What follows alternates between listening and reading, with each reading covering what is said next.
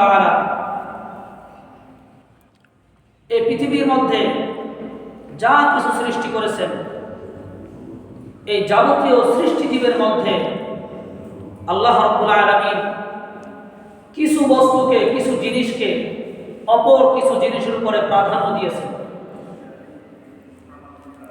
যেমন পৃথিবীর মধ্যে যত জায়গা রয়েছে, সব জায়গা আল্লাহ রাব্বুল আলামিনের নিকটে এক ধরনের মূল্যবান না। যেমন মনে করেন আমাদের এই যে মসজিদ, এর চেয়ে আরো উন্নত মানের ভবন বাংলাদেশে অহরহ আছে, বা এর চেয়ে নিম্নমানের আরো যত মসজিদ আছে, টিনের তৈরি সাপটা মসজিদ, ওই স্থানের মর্যাদা আল্লাহ রাব্বুল আলামিনের নিকটে যত বিলাসবহুল বাড়ি আছে না কেন পৃথিবীতে, তার চেয়ে আল্লাহর নিকটে ওই মসজিদটা আল্লাহর কাছে প্রিয়, ওই জায়গাটা প্রিয়। আল্লাহ রাব্বুল আলামিন ওটাকে প্রাধান্য দিয়েছেন। এমনি ভাবে আল্লাহ রাব্বুল আলামিন যত দিন বানিয়েছেন, সব দিন আল্লাহর কাছে এক ধরনের না।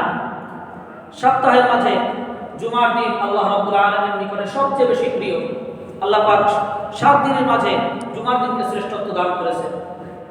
আবার বছরের মাঝে 2 ঈদের দিন, আশুরার দিন, এই দিনগুলোকে আল্লাহ রাব্বুল আলামিন অন্যান্য দিনের উপরে প্রাধান্য দিয়েছেন।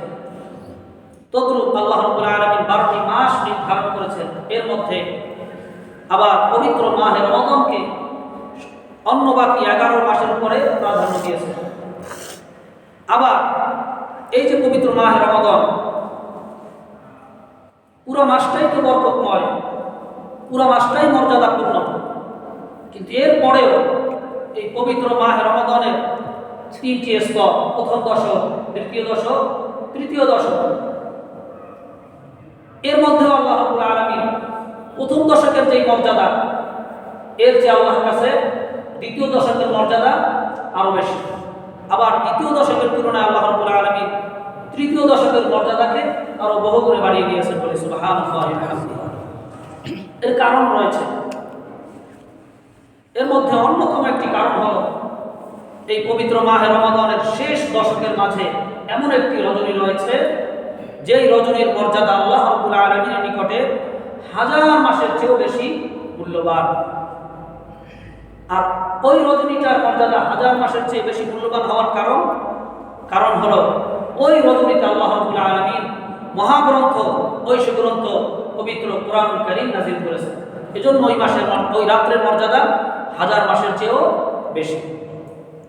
যার কারণে শেষ দশকের মর্যাদা আল্লাহ রাব্বুল আলামিনের নিকটে প্রথম দশক, দ্বিতীয় দশকের চেয়েও আরো বেশি।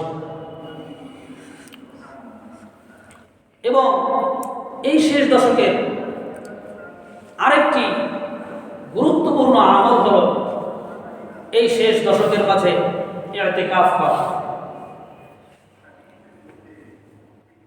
ইতিকাফ অর্থ কি?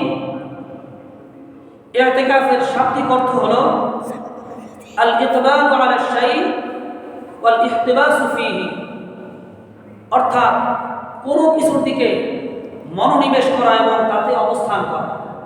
শাব্দিক অর্থে ইতিকাফ হলো কোনো একটা বিষয়ের দিকে মনোনিবেশ করা এবং সেখানে অবস্থান করা, সেখানে থাকা। আর শরীয়তের পরিভাষায় ইতিকাফ বলা হয় আল্লাহ রাব্বুল আলামিনকে রাজি খুশি করার জন্য মসজিদে অবস্থান করা, চাই দিনে হোক অথবা রাতে হোক। এটা হলো পারিভাষিক অর্থ ইতিকাফের। এই যে ইতিকাফের 3টা ধরন রয়েছে, 3টা প্রকার রয়েছে। একটা হলো ওয়াজিব ইতিকাফ, আরেকটা হলো সুন্নত ইতিকাফ, আরেকটা হলো নফল ইতিকাফ। ওয়াজিব ইতিকাফ কোনটা? ওয়াজিব ইতিকাফ হলো কেউ যদি মান্যত করে যে আল্লাহ রাব্বুল আলামিন যদি আমার অমুক কার্য সম্পাদন করে, তাহলে আমি আল্লাহর জন্য একদিন ইতিকাফ করব। তাহলে যদি তার ওই কার্যটা সম্পাদন হয়, তাহলে তার জন্য একদিন ইতিকাফ করা ওয়াজিব। আরেকটা হলো সুন্নত ইতিকাফ,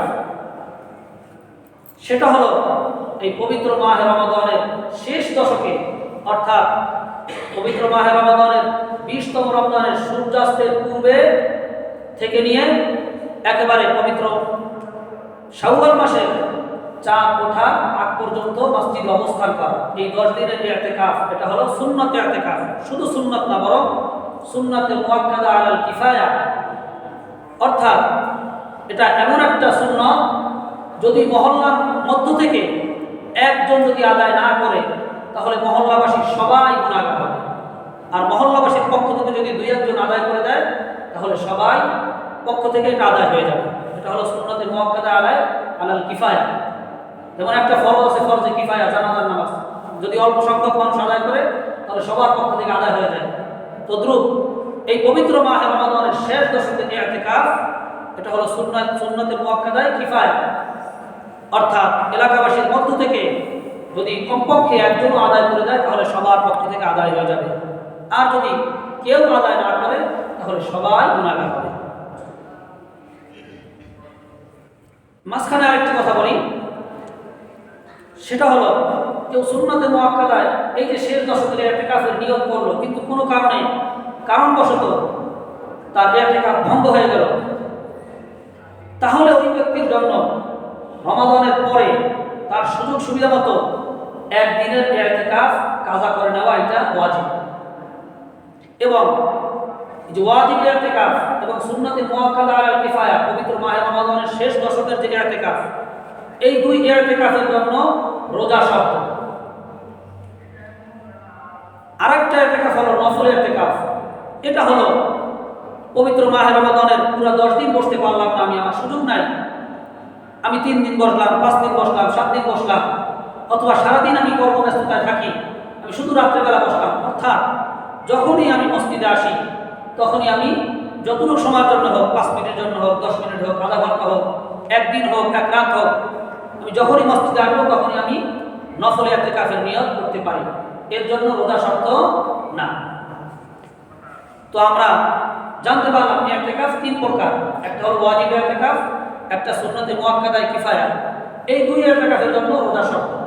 আর একটা হলো নফল ইতিকাফ, এটা সামান্য সময়ের জন্য হতে পারে।